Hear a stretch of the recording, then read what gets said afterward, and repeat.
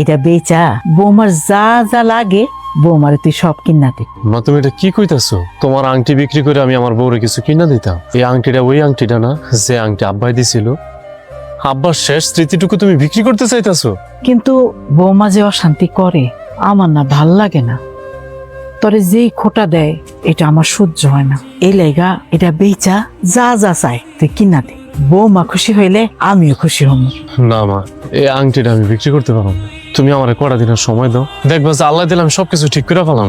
রাইখা দে, কইছি না আমি এটা বেচা বৌমার যা যা লাগে তুই কিনা দে। ঠিক আছে মা। মা তুমি এখানে দাঁড়ায় আছো কেন? চলো বাড়ির ভিতরে।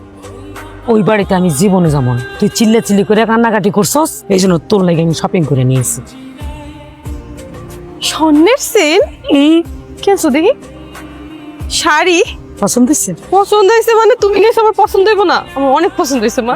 আমি তো জানি তোর পছন্দ হইব, ওই চিন্তা করেই তো কিনছি। এই বাড়িতে তুই কিছু পাস নাই, সাদালাত সব শেষ।